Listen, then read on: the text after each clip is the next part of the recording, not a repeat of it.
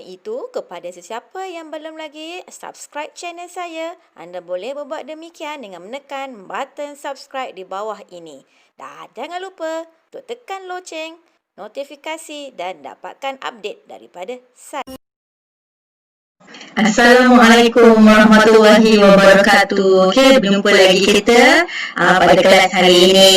Okey, kita akan belajar lagi pada hari ini berkaitan dengan subtopik 1.5, iaitu hubung kait antara kemahiran kebolehkerjaan pekerja dengan kejayaan sesebuah perniagaan. Okey, kita nak kaitkan kemahiran kebolehkerjaan kita ni. Okey, masing-masing dalam diri masing-masing ada sesuatu perkara yang boleh membolehkan kita untuk diterima bekerja. Okey, so kita nak tengok apakah kebolehkerjaan ini. Okey, apakah maksud kemahiran kebolehkerjaan? Okey, di mana sekiranya kita ada kemahiran kebolehkerjaan ini, dia membolehkan kejayaan berlaku kepada sesebuah perniagaan. Jom kita teruskan sesi PDPR kita hari ini. Kita belajar tajuk 1.5, hubung kait antara kemahiran kebolehkerjaan pekerja. Okey, sebelum cikgu meneruskan pembelajaran, kita lihat dulu apakah yang akan anda dapat selepas habis sahaja tajuk ini dipelajari. Okey, kita dapat menilai hubung kait antara kebolehkerjaan yang dimiliki oleh pekerja tadi. Okey, kaitkan dengan kejayaan sesebuah perniagaan. Okey, apakah kemahiran kebolehkerjaan yang ada pada pekerja dan bersesuaian dengan kejayaan sesebuah perniagaan. Kita akan lihat kemahiran kebolehkerjaan ini. Okey, barulah nanti anak-anak dapat hubung kait dia. Okey, dapat menilai dia. Okey, seterusnya kita akan tengok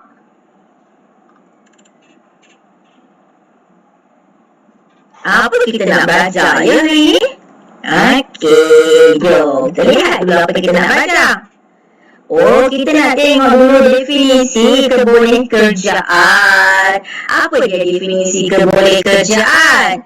Ya, kemahiran yang dimiliki oleh pekerja. Kemahiran yang dimiliki oleh pekerja. Apakah kemahiran yang dia ada pada diri dia?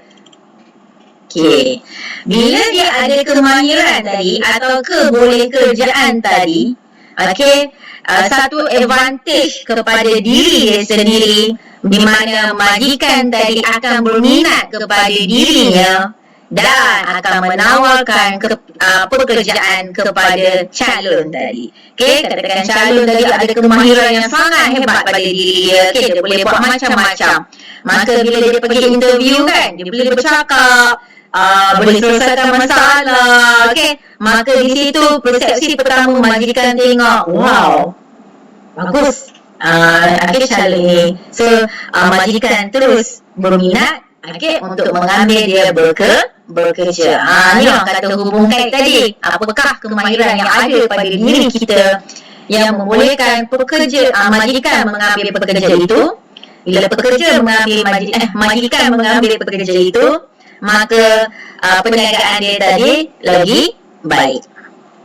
Okey, seingat ya anak-anak, maksud kebolehkerjaan iaitu kemahiran yang dimiliki oleh pekerja. Okey, maksudnya staff atau calon yang temuduga tadi ada kemahiran yang istimewa dalam diri dia. Okay, kita akan lihat jenis-jenis kemahiran kebolehkerjaan. Apakah kemahiran yang perlu ada pada diri kita yang membolehkan majikan akan ambil kita bekerja tanpa rasa was-was? Okey, jom. Ni advantage pada diri awak sekiranya awak ada kemahiran ini. Okey. So kita tengok kemahiran berkomunikasi. Ya, semua orang boleh bercakap. Semua orang pandai bercakap. Okey? Tapi kita nak tengok kemahiran berkomunikasi dia adakah dalam bahasa Melayu sahaja? Kalau dalam bahasa Melayu semua orang boleh cakap bahasa Melayu, betul tak? Okey, bahasa Melayu, bahasa Inggeris, bahasa Cina, bahasa Tamil. Okey, bahasa apa? Bahasa Korea, bahasa Jepun. Sekiranya dia ada kemahiran berkomunikasi dalam pelbagai bahasa, maka itu menjadi satu kelebihan kepada dirinya untuk diterima ataupun diambil bekerja oleh majikan. Tambah-tambah bila boleh speaking English dengan sangat lancar. Okey? Tengoklah kalau dia ada pelbagai bahasa lagi lah advantage kepada calon tadi. Okey? Yang kedua, ya, kerja berpasukan. Okey? Calon tadi ataupun kita boleh bekerja as a team. Okey, maksudnya kat sini kita boleh memberi idea, kita boleh menerima, kita boleh memberi pendapat, menerima idea. Okey, bekerja dengan baik di antara satu pasukan, tak ada perasaan iri hati. Okey, ini satu kelebihan kepada diri kita. Okey. Yang ketiga, boleh menyelesaikan masalah. Okey, maksudnya di sini contoh jika ada satu masalah yang kecil kita boleh selesaikan tanpa melibatkan orang lain.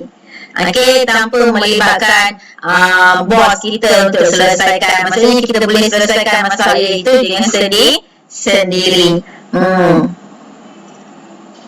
Okey, seterusnya, ya, inisiatif. Apakah inisiatif dan keusahawanan? Maksudnya dia berusaha untuk memajukan diri dia sendirilah. Dan bila kita kata keusahawanan ni, dia boleh dia boleh mampu mengembangkan diri dia, mampu untuk mengambil risiko, mampu untuk berusaha memajukan diri dia sendiri.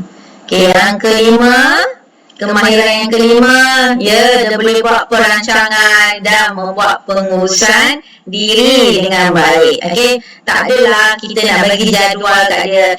Okey, A, tolong buat ni pukul 8 pagi ya. B, tolong buat ni pukul 8 ya. Okey, D, tolong buat ni pukul 9 ya. No, maksudnya kat sini dia boleh manage diri dia sendiri, dia boleh tahu kerja buat dia pukul berapa dia kena siapkan sendiri. Okay, tak ada orang nak minta. Maksudnya dia boleh siapkan kerja sebelum deadline yang diberi. Dan boleh merancang dan boleh mengurus masa dia kerja dia di pejabat. Okay. Yang ini sangat penting ya kepada diri kita. Kalau kita tak pandai guna gadget-gadget, tak tahu apa aplikasi ini pun satu kata apa kerugian kepada diri kita. Okay, sebab kita berada di era teknologi canggih, teknologi terkini. So bila kita ada mengetahui, kita belajar tentang teknologi maklumat, kita pandai menggunakan teknologi maklumat, satu kelebihan kepada diri kita untuk pekerja mengambil kita. Okay, sebab bila kita tak tahu guna teknologi maklumat, dia ambil juga awak. Okey, dia perlu hantar awak pergi kursus. Okey, pergi ambil latihan. So itu telah akan meningkatkan kos kepada dia. Okey, tapi bila awak dah pandai guna teknologi maklumat, pandai guna sistem accountant, kewangan pandai guna, kata nak buat marketing, dah guna komputer, dah guna aplikasi yang terkini. Okey, di sini majikan tadi tertarik untuk mengambil kita bekerja sebab kita ada advantage untuk membantu syarikat dia berkembang dengan lebih pesat. Seterusnya kita akan lihat pula jenis kemahiran yang nombor 7.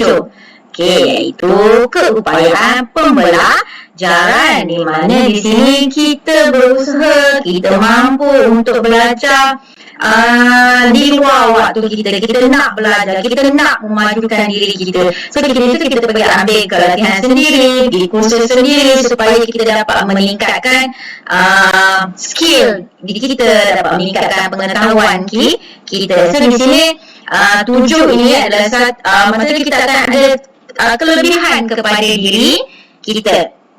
Okay, anak-anak, untuk pengetahuan anak, 7 jenis kemahiran ini perlu ada pada diri kita supaya pekerja tadi berasa seronok. Okey, dia tengok je kita ni ada kemahiran-kemahiran ini pada diri kita sendiri, dia akan tertarik untuk mengambil kita bekerja dengan syarikat dia. Sebab dia nampak potensi kita untuk berkembang maju dan memajukan syarikat itu sendiri. Okey? Ya anak-anak, okey? Cikgu harap anak-anak faham tentang 7 jenis kemahiran keboleh kerjaan ini. Ini adalah 7 perkara tambahan. Okey, advantage kepada diri kita sekiranya kita ada kemahiran ini. Seterusnya kita akan lihat pula kepada kemahiran keboleh kerjaan. Okey, apa itu kemahiran keboleh kerjaan? Okay, kita lihat. Bila kita ada kemahiran keboleh kerjaan, ia dapat membantu pekerja tadi melaksanakan kerja dengan cekap, sistematik dan seterusnya menyumbangkan kepada kejayaan perniagaan. Okey, dengan adanya kemahiran tadi, okey, kita akan dapat jadi lebih TikTok lah kerjanya, akan jadi lebih bombastik lah kerja-kerjanya, bercakap, kita mampu untuk membantu syarikat berkembang. Okay? Sebab kita dah ada kemahiran yang banyak kepada diri kita, dan kemahiran itu menjadi satu peluang untuk kita. Kita akan lihat pula kepada kemahiran keboleh kerjaan. Okay. Anak-anak, jangan confuse tau. Yang tadi kita belajar 7 jenis kemahiran keboleh kerjaan yang perlu ada pada diri kita. Okey, yang perlu ada pada diri kita.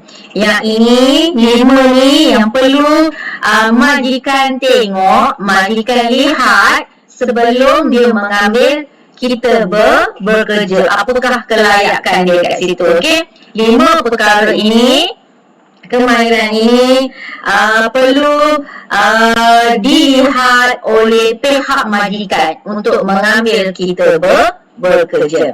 Okay, kita lihat yang pertama, kita ada kelayakan yang bersesuaian.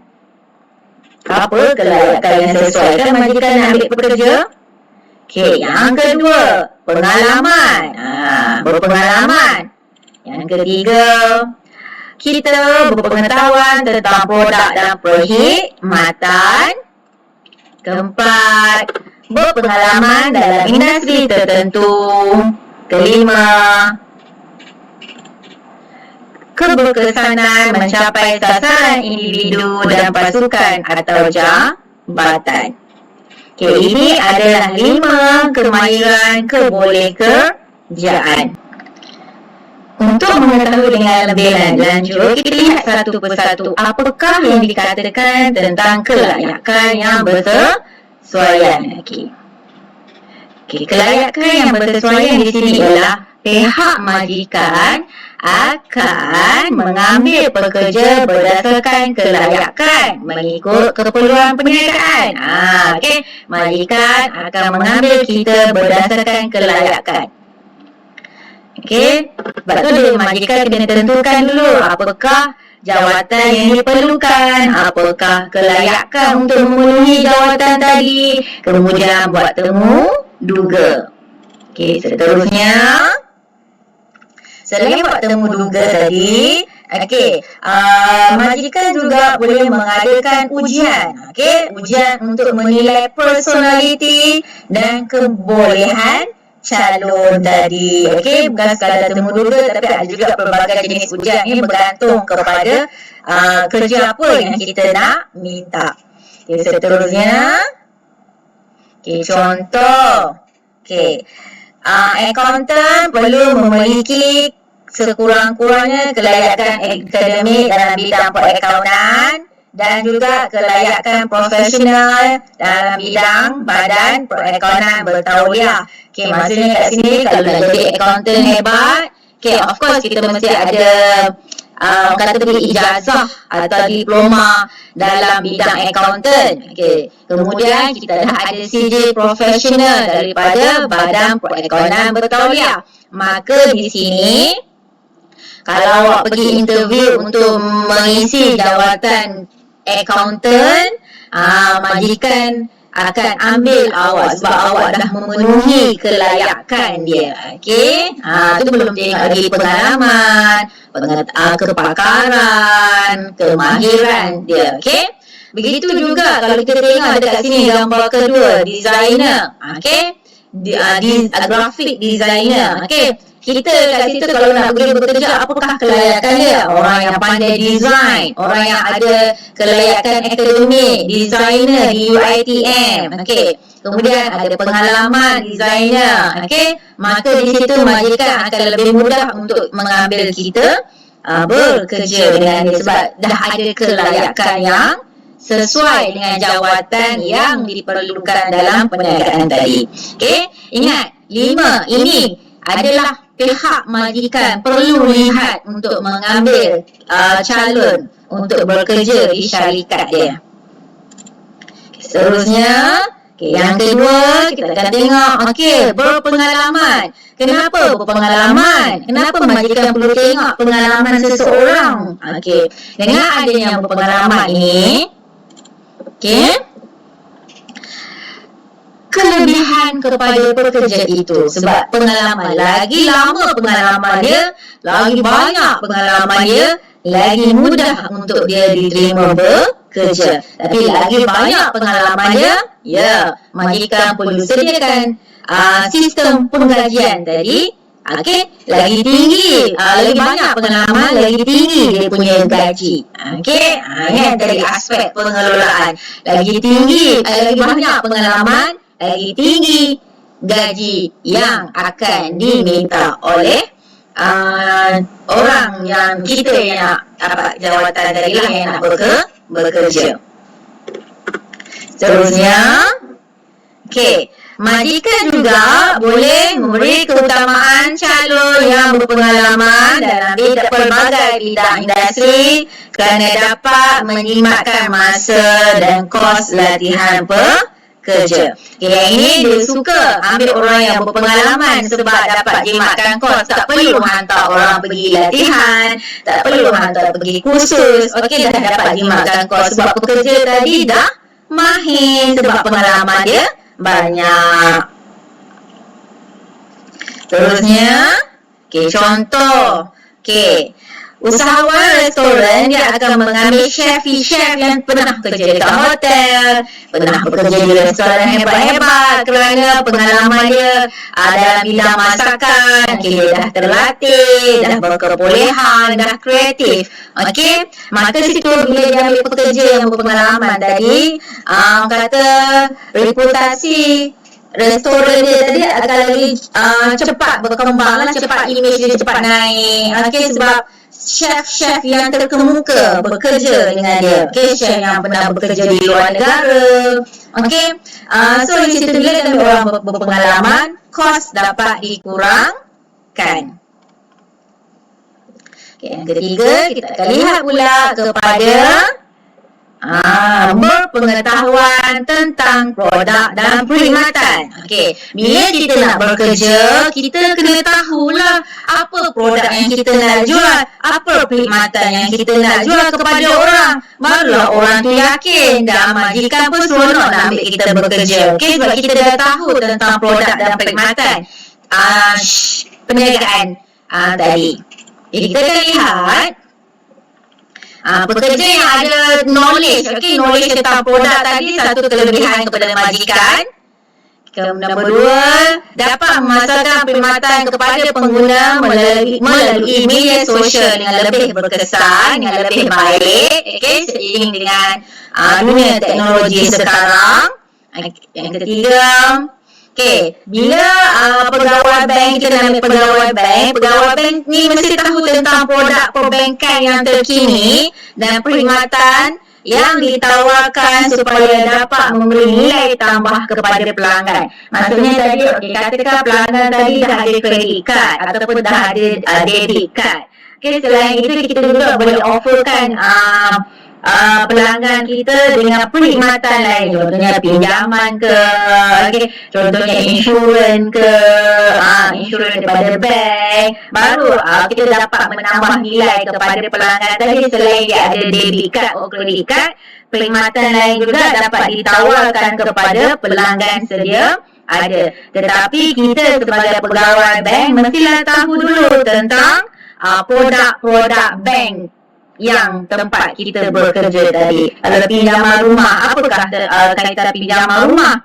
Okey, ada pinjaman peribadi, pinjaman kereta. Okey, produk-produk yang diofferkan oleh bank itu sendiri. Okey, so bila dia ada pengetahuan ini, bank tadi mudah untuk mengambil dia bekerja, dan dia boleh juga kata apa membuat promosi produk tadi di laman sosial atau media sosial. Kita lihat seterusnya, yang keempat. Okey, berpengalaman dalam industri tertentu. Okey, dia dah pernah bekerja dalam sesuatu bidang sebelum ini. So, bila dia dah ada pengalaman dalam sesuatu bidang ini, okey, bila dia bertukar kerja dalam bidang yang sama juga, dia akan bekerja dengan lebih baik sebab dia dah biasa dalam industri itu dan ada pengalaman. Yang kedua, contoh. Okey, pramugari yang berkhidmat lama dengan syarikat penerbangan, mereka akan lebih terlatih dan ada banyak pengetahuan yang lebih baik tentang job description dia. Okey, kemahiran ini dapat memberi khidmat yang terbaik untuk syarikat penerbangan. Okey, katakan stewardess, okey, dah bekerja bertahun-tahun. Okey, maksudnya dia dah biasa dalam bidang itu. So, dia akan memberikan tahap kerja dengan lebih baik. Okey, dia tak perlu risau tentang kata apa, sebarang kebarangkalian ilmu-ilmu yang dia terkurang. Okey, kat situ dia sentiasa ada pengetahuan dia, okey, dia tahu tentang tugas dia, okey, dia dapat berkhidmat dengan lebih baik. Okay, begitu juga dengan engineer kan. Okey, sama juga. Okey, apa dia? Dia tahu tugas dia kan. Jurutera. Okey, jurutera bidang apa, dia buatlah tugas dia sampailah dia faham job scope dia akan bekerja dengan lebih baik. Sebab dia dah berpengalaman dalam industri itu dengan lama. Okey, dengan lama dalam beberapa tahun. Okey, yang terakhir, okey, kita akan lihat kepada keberkesanan mencapai sasaran individu dan pasukan ataupun jabatan kita. Di sini kita akan lihat bagaimana untuk mencapai keberkesanan ini.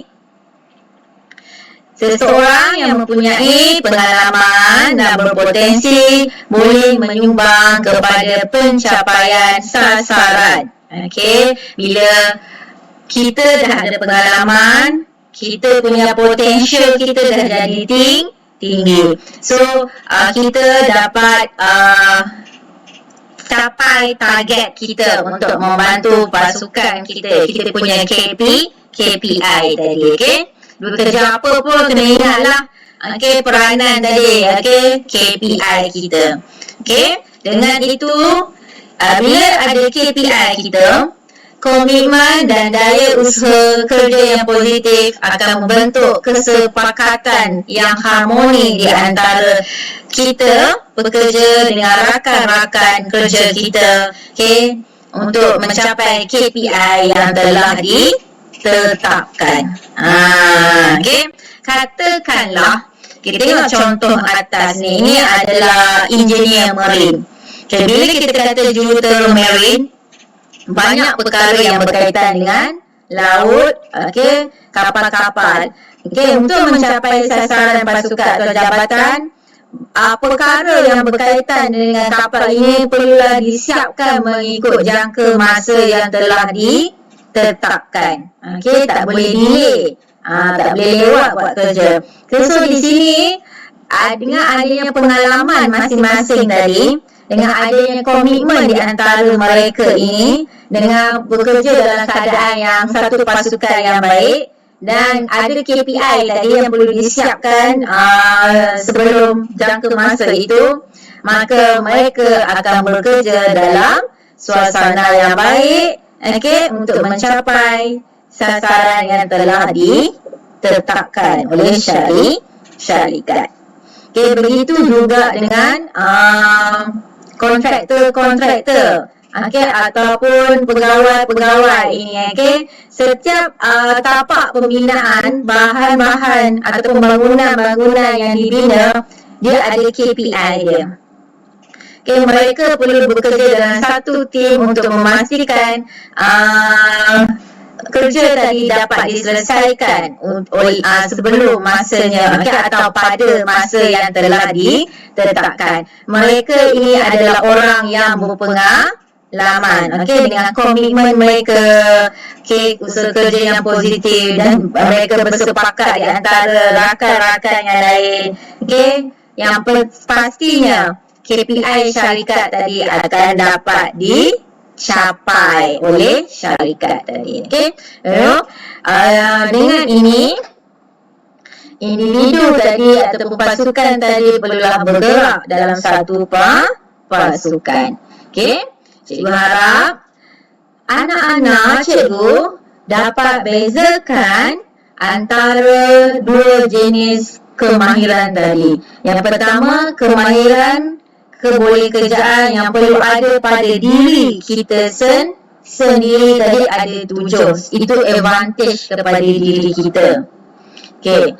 Yang kedua, kemahiran kebolehkerjaan yang perlu ada pada majikan untuk mengambil, untuk menilai kita sewaktu untuk mengambil kita bekerja. Ini 5 syarat utama yang akan dilihat oleh majikan. Yang 7 tadi advantage kepada diri kita sendiri. Cikgu harap anak-anak cikgu dapat faham, dapat bezakan, dapat aplikasikan, dapat analisiskan setiap satu kepentingan ini. Cikgu harap video ini bermanfaat untuk anda semua. Penerangan cikgu jelas untuk awak faham dan mudah ingat. Kita akan berjumpa lagi pada video yang akan datang. Cikgu harap anak-anak sini untuk subscribe, like dan share video cikgu bersama kawan-kawan di luar sana. Kita berjumpa lagi pada sesi yang akan datang, pada video yang akan datang. Jumpa lagi. Semoga selamat maju jaya. Bye. Assalamualaikum.